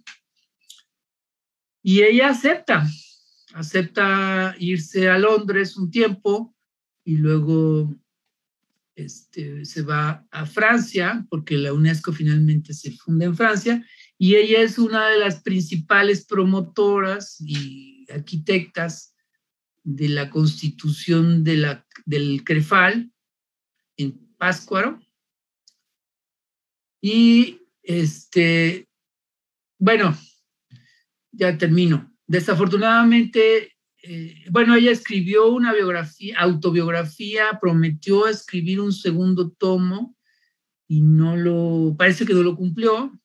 La primera parte de esta autobiografía yo pude consultarla en la UNAM, en la Biblioteca Central de la UNAM, gracias a la UNAM. Y se sabe poco sobre su vida en los años posteriores. Nunca se casó, era como una suerte de monja laica y murió en 1970 en la Ciudad de México. Creo que ya me pasé de tiempo. Estamos bien, no tenemos después ninguna mesa, doctor, entonces no quería interrumpirlo. Bueno, entonces termino cerrando con algunas reflexiones que pueden ser polémicas, pero que me gustaría lanzar rápidamente. Yo coincido en algunos puntos con Juan Ramón López sobre su planteamiento, pero también difiero. Y con María Estela también coincido y difiero. O sea, en cuanto a Juan Ramón, esta idea de que los intelectuales y estos grandes ilustrados, que sí lo fueron y eran personas muy cultas, el problema es que no tenían acceso al poder, pues es como una idea muy platónica, ¿no? Es como si pensáramos que los filósofos al llegar a ser gobernantes van a hacer políticas públicas adecuadas y se van a aplicar. Creo que es mucho más complicado que eso. Vasconcelos es un ejemplo de eso. Vasconcelos era un gran intelectual y era muy ilustre, pero dentro de la SEP tenía enemigos. Dentro de la SEP tenía sus proyectos que estaban basados en un liberalismo muy interesante, pero también muy inocente, pues no se pudieron llevar a cabo, no porque no pudiera influir, sino porque su influencia estaba mediada por un montón de actores y además por la población. O sea, el argumento de mi libro no lo voy a exponer aquí, pero tiene que ver con eso. Las poblaciones locales tenían otras maneras de pensar y de otras formas de ver las cosas, y esta idea de que y ahí es donde yo conecto mi diferencia con la doctora Estela Báez.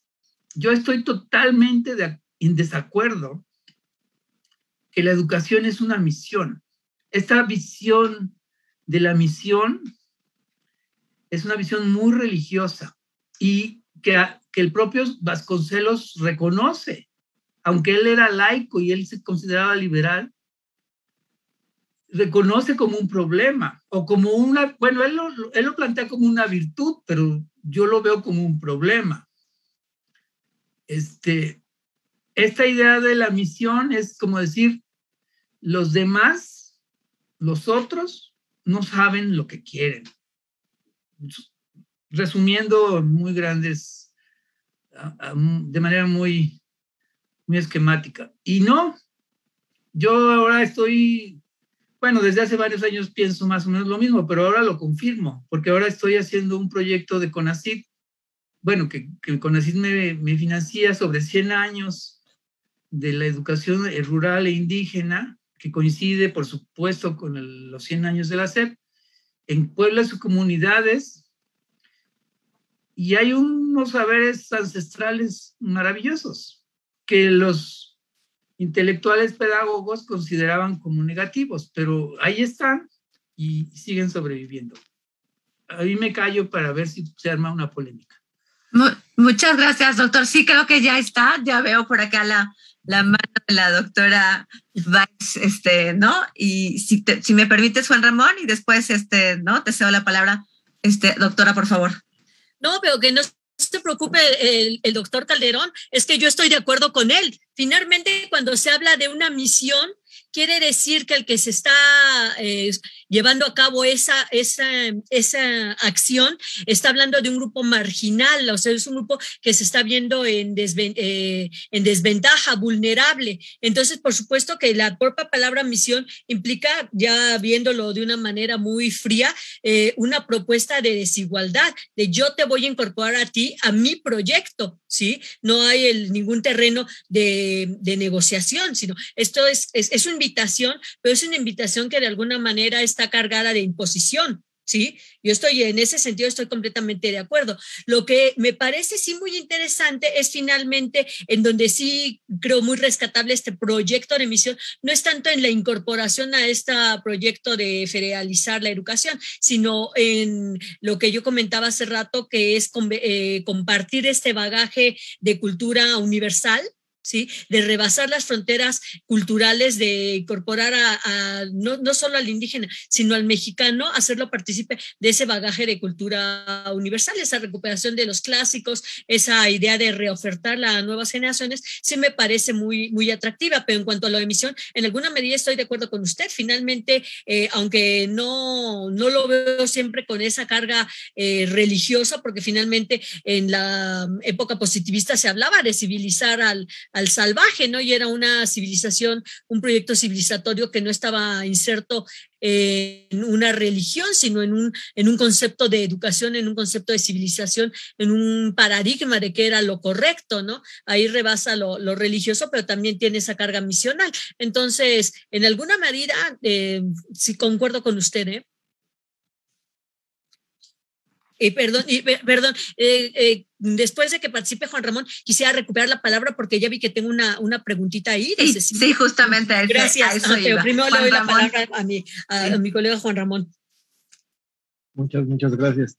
Pues doctor, yo igual coincido totalmente con usted. Justo creo que, pues en este caso, para mí, desde mi punto de vista, no sería un tema polémico. Lo que pasa es que, digamos, yo en mi texto y en mi exposición a lo que me refiero más es justo como a este inicio, ¿no? De la generación del 15, justo en ese año como tal, ¿no? Y de por qué es la generación del 15.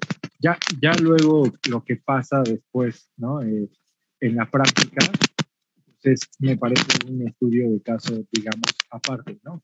En el tema, yo creo que, pues sí, utópico o idealista, por llamarlo de otra forma, una forma desde mi perspectiva un poco mejor. En el tema, yo creo que sí es un tanto, pues sí idealista, pero que también nos sirve, por ejemplo, a los jóvenes de un ejemplo de, pues, tus ideas, qué vas a hacer con ellas y llevarlas a la práctica. El tema que después, en este caso, quizás se llevaron a la práctica de una forma pues no adecuada, es otro caso de estudio, ¿no? Y aquí también me gustaría como justo poner un punto en el que creo que sigue pasando y le pasa a muchos profesionales, ¿no? Y en mi caso, que estudié igual ciencia política y administración pública, una cosa es muy distinta a la teoría y otra muy distinta es la práctica, ¿no? Que en este caso histórico, evidentemente para mí se vio, ¿no? Que pues va después del 21, ¿no? Pero, digamos, en esta forma ideal del 15, yo sí lo veo, digamos, sí, redundando de una forma idealista, que en la práctica quizá no se llevó a cabo de forma adecuada por los amiguismos, por estos compadrazgos que siempre han estado en la administración pública y en la política. Y por otro caso, también me gustaría hablar del tema de Gómez Morín, ¿no? Que quizá puede ser criticado por este tema del PAN, ¿no? O sea, porque creo que como que en algún punto podría digamos, como satanizarlo, el tema de que fue fundador de un partido político, pero creo que también es, o sea, nos guste o no, o estemos a favor o no de tal o cual partido, pues nos muestra que tuvo el arrojo y la valentía para luchar contra un sistema en ese momento, ¿no? O sea, para crear un partido, para crear las alianzas necesarias que lo llevaran a poder desde otra trinchera quizá tomar el poder, ¿no? Entonces, creo que sí es un tema, a lo mejor el de Gómez Morín, un poco más polémico, que a mí me parece un tema un tanto ejemplar en cuestión de los jóvenes, de que estas ideas se lleven a cabo en la práctica, que al final pueden o no gustarnos, pero pues con un cierto grupo de personas logró crear un partido político que en ese momento era oposición y que pues sí, yo lo final, sé. Sí. Perdón por contestar un poco, pero justo estamos en desacuerdo con eso. O sea, Elena Torres Cuéllar primero participó muy activamente digamos, en los partidos oficiales, lo que ahora consideramos partidos oficiales, y después se pasó al PAN. Y ese no es el problema. El problema, según yo, es que pensamos, y es una herencia del pensamiento ilustrado, y eso lo tiene muy claro una de mis héroes intelectuales, antropóloga, Joan Vincent, es cómo se traduce ese pensamiento ilustrado, muy bien articulado por muchos intelectuales, hombres y mujeres, porque también hombres, también no solo los hombres estaban en eso, estaban las mujeres también metidas. Y no es, o sea, el estudio que tú dices que deberíamos de hacer es justo lo que he hecho y estoy haciendo ahora. Bueno, estoy continuando, pero ya hay varias cosas que hemos publicado que si quieres luego te hago llegar.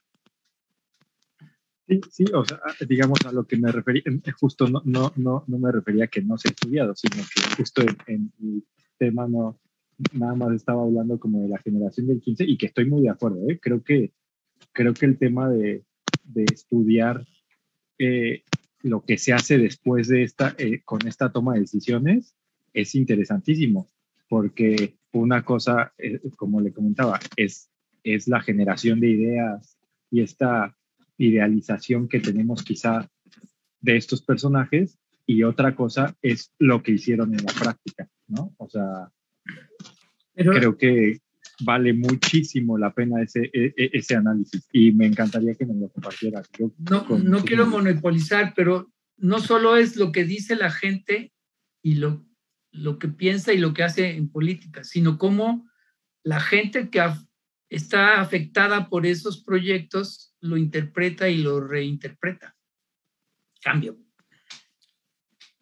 Sí, muchas gracias por sus comentarios. Voy a pasar ahora a las preguntas que nos están aquí compartiendo, justamente para la doctora Báez. Jocelyn Linares desde YouTube nos pregunta, ¿cuál considera que fue la aportación de Gabriela Mistral a las campañas de alfabetización encabezada por Vasconcelos? Y hay otro comentario por parte de Escalante Fernández, y dice, muy valioso el aporte del doctor Calderón al colocar en su dimensión histórica a Elena Torres. Doctora Báez. Gracias, muy amable. Es que es muy curioso el personaje de los ambos personajes, ¿no? Tanto Vasconcelos como Mistral, porque son personajes, y eso creo que es algo que se puso en la mesa ahorita con las intervenciones de mis colegas que tenían muchas aristas, ¿no? Por ejemplo, vemos a Vasconcelos que al final de su vida, con todo lo que logró, finalmente sentía que no se le había hecho justicia, etcétera, etcétera. El final de la vida de Mistral también es bastante agridulce, esto de haber muerto tan lejos de su patria y sentir que siendo ciudadana del mundo al mismo tiempo no era no encontraba un nicho en el cual llevar a cabo su desarrollo personal, como que no encajaban de alguna manera en sus contextos, es algo que a mí me llamó mucho la atención. En cuanto a la contribución de Gabriela Mistral, finalmente yo creo que los proyectos es muy difícil que se lleven a cabo cuando son llevados, cuando pertenecen a una sola persona. Yo creo que para que un proyecto fructifique necesitamos 1, interlocutores,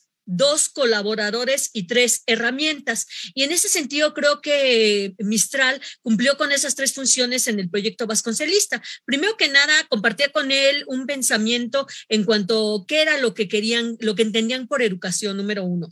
Número 2, esta idea de un bagaje común hispanoamericano, latinoamericano, si lo que me ve así. 3, esta convicción de que todas las personas deben ser partícipes de conocer ese bagaje universal, ese conocimiento universal, un derecho compartido, ¿no? 4, ¿cómo hacerlo? ¿No? Esta idea de las misiones, esta idea de las bibliotecas itinerantes, etcétera, etcétera. Entonces yo creo que la gran contribución de Gabriela Mistral al proyecto de educación, de reforma educativa de Vasconcelos es precisamente en esos 3 niveles, ¿no? Era una interlocutora, era una colaboradora y era además una herramienta que tenía la energía para llevar estas propuestas a los lugares marginados, a los lugares lejanos, y que creía además en estas formas de echar a andar un proyecto educativo, ¿no? Las bibliotecas, las misiones, el poner al alcance de poblaciones marginadas los libros, etcétera, etcétera. Entonces yo definiría la contribución al proyecto vasconcelista de Gabriela Mistral en esas 3 facetas. Y finalmente pues le encontramos, ¿no? Que estos círculos intelectuales siguen en contacto aún más allá del breve momento en que coinciden en un proyecto compartido, siguen carteándose, siguen compartiendo inquietudes, etcétera, etcétera, porque es algo que va mucho más allá incluso de las fronteras de sus patrias, ¿no? Es un entendimiento que parte de una actividad intelectual compartida. No sé si quedó clara mi respuesta. Sí, yo supongo que sí, aquí hay una pregunta más también de nuestra, de nuestra participante, tanto para usted como para el doctor Calderón. Nos preguntan si podríamos dar una explicación de por qué tanto Gabriela Mistral como Elena Torres terminan siendo mujeres despreciadas o poco valoradas después de haber dedicado sus vidas a proyectos educativos, políticos y de militancia. No sé si quiera contestar primero el doctor Calderón o contesto yo primero. Adelante, yo. Gracias. Después. Bueno, cuando estuve trabajando a Gabriela Mistral, a la cual yo conocía como poetisa, pero desconocía todas estas otras actividades que llevó a cabo, me quedé pensando en muchas mujeres que, como yo decía, no encajan en su contexto, ¿no? Y pensaba en la amargura de que habrá sentido cuando estaba leyendo algunas biografías de ella al haber terminado su vida en un lugar que le era tan ajeno, ¿no? Como Estados Unidos, por cuestiones verdaderamente de índole personal, pero un lugar frío, en una cultura que no tenía nada que ver con la latinoamericana de la cual ella se había originado. Yo diría que pues, me atrevería a decir que son de esas mujeres que les queda grande el cerebro y chico el mundo, ¿no? O sea, que finalmente tienen una visión del mundo que va más allá de lo que puede ser una realidad en el contexto en el que les tocó vivir, ¿no? Que finalmente tienen una actividad intelectual, unas ansias de conocimiento, una capacidad de trabajo, que no encuentra lugar. Por supuesto, también bajando a otro tipo de nivel, pues está la grilla, las envidias, los intereses locales. Tampoco le fue bien en Chile. En Chile fue muy perseguida, muy, muy poco valorada, ¿no? Al final, ya que se muere, pues sí, un entierro de honor ahí con un desfile y toda la cosa, pero bueno, ¿para qué sirve muchas veces lo póstumo, no? Pero yo creo que finalmente ocurre eso, ¿no? Que no encuentran su nicho porque rebasan rebasan su propio contexto, ¿no? Además, el hecho de ser mujeres, lo vimos en las fotografías que yo les compartí, muchas veces rodeadas por hombres, pues eso, imagínense, si ahora existe tantos problemas para las mujeres para colocarse en puestos de poder, imaginemos el México revolucionario todavía de los años 20 o el Chile de esa época, que finalmente las mujeres todavía no tenían derecho al voto, por ejemplo. Simplemente, ¿para qué ir más lejos, no? En México el voto se consigue hasta los años 50.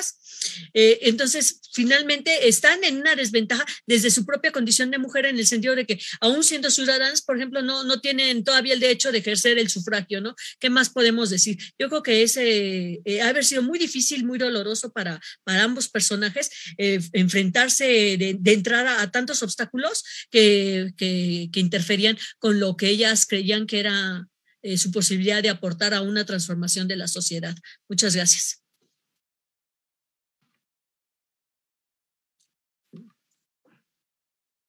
Hola. Sí. Bueno, esa pregunta es muy, muy, muy complicada de responder, pero me permito muy brevemente dar algunos elementos que supongo nos ayudan a pensar la respuesta, ¿no? Ya, bueno, no es ninguna novedad, no es autoría mía, pero ya hay varias, sobre todo mujeres, autoras que han destacado que, digamos, el tema del cambio cultural, esta es una interpretación mía, asociado a la construcción del Estado de la posrevolución en México, es un cambio cultural muy basado en preceptos machistas. Entonces, digamos, bueno, el caso de Elena Torres Cuéllar es extraordinario. Ya van varias colegas que me dicen que yo estoy enamorado de Elena Torres Cuéllar, y no, pues no. O sea, sí, no. Pero ella era una monja laica. Nunca se casó.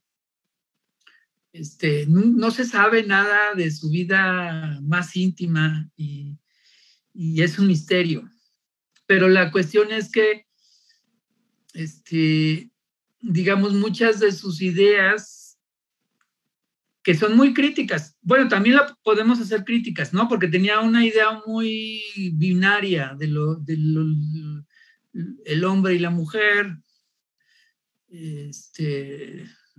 del papel de la mujer en el hogar, en la formación de los hijos, que puede ser muy cuestionable, ¿no?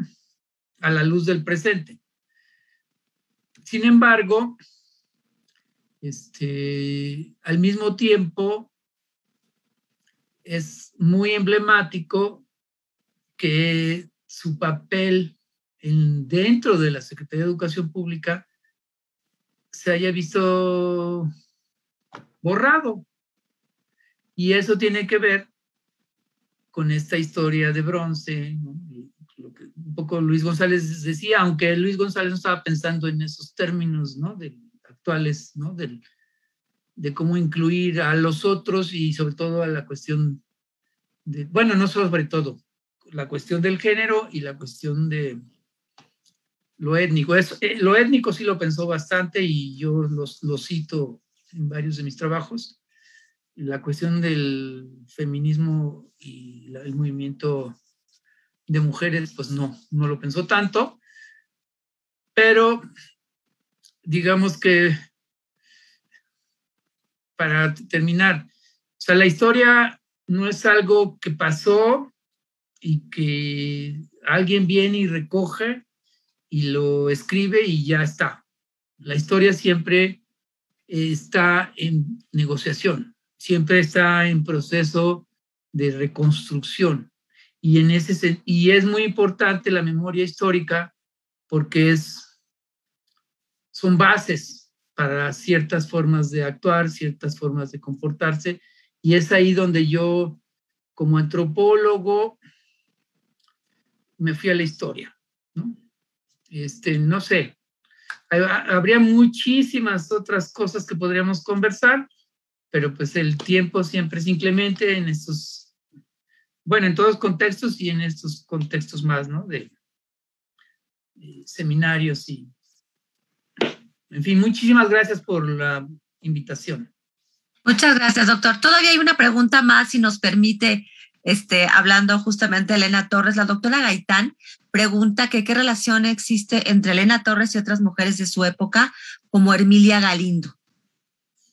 Bueno, de Emilia Galindo no sabría responder porque no la conozco, pero como mencionaba en mi exposición, pues Elena Torres fue feminista, aunque nunca se le quitó, perdón por la expresión, lo monja, sobre todo en la etapa posterior al cardenismo y en su última etapa de su vida,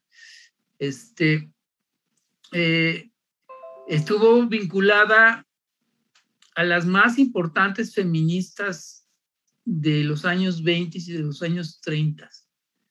En su archivo histórico, en el archivo histórico de Elena Torres Cuéllar, que está, insisto, en la Universidad Iberoamericana, en la biblioteca de la Universidad Iberoamericana de la Ciudad de México, hay un documento que no sé quién lo escribió porque no tiene autoría, en donde se destacan las biografías de muchas de las feministas de los años 20 y de los años 30, como Elena Landázuri, que tenía su mismo nombre, eran tocayas.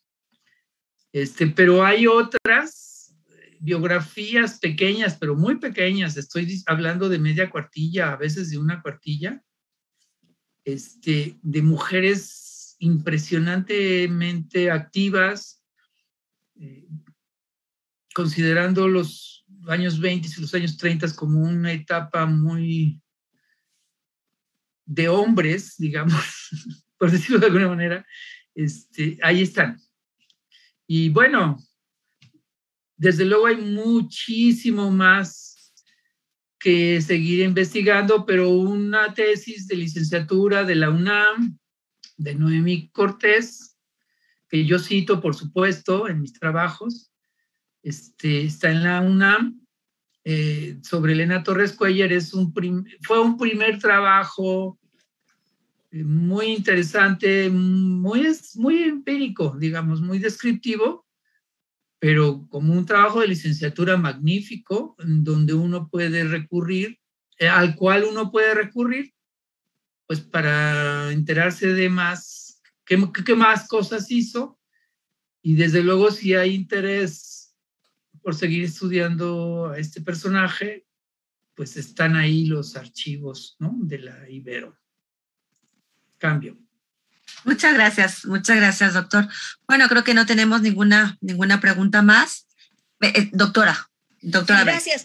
No, si me permiten, sí quisiera agregar algo que estuve ahorita cavilando sobre lo que nos preguntaron de por qué esta situación de rechazo, de crítica, etcétera, etcétera. También hay dos cosas que hay que tomar en cuenta. Uno es el contexto. Recordemos que después de una gran crisis, lo que se busca es recuperar el status quo.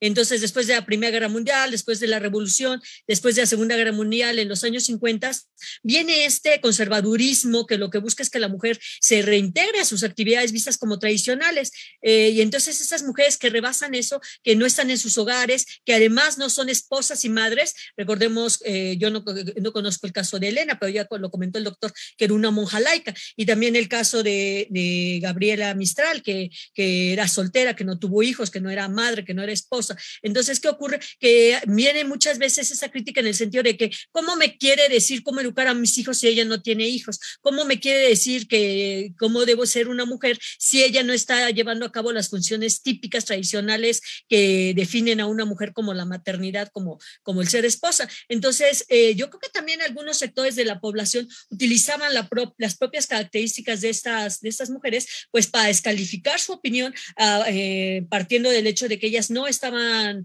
insertas dentro de lo que eran estas funciones concebidas como claves para la definición de una mujer. Entonces, pues el culto a la domesticidad que se da a nivel internacional en el mundo occidental en los años 20, principios de los 30 y luego en los años 50, pues responde a este conservadurismo que busca nuevamente definir a la mujer o reforzando esas actividades tradicionales. Muchas gracias. Gracias a ustedes. Pues si no existe ningún otro comentario, solamente nos resta agradecerles el que nos hayan acompañado esta tarde en la mesa, ¿no? Número 7, personales de la educación pública. Creo que nos dejan con una gran tarea en términos de una investigación, de acercarnos justamente a una serie de movimientos, ¿no? Que ustedes nos están presentando aquí. Hay actores también, sobre todo con respecto también a estas mujeres y abriendo espacio al tema del feminismo, ¿no? Que también creo que muy en boga, y por qué no hacer también este estudio en términos históricos. Y bueno, nosotros nos despedimos sin antes recordarles que el día de mañana tenemos una mesa a las 10 de la mañana bajo el título Vasconcelos y el arte. Seguramente también será un día enriquecedor para continuar con estos trabajos y también cerrar este ciclo que estuvo dedicado a evocar, para no olvidar, a 100 años de la creación de la Secretaría de la Educación Pública 1921-2021. Muchas gracias. Muchas gracias.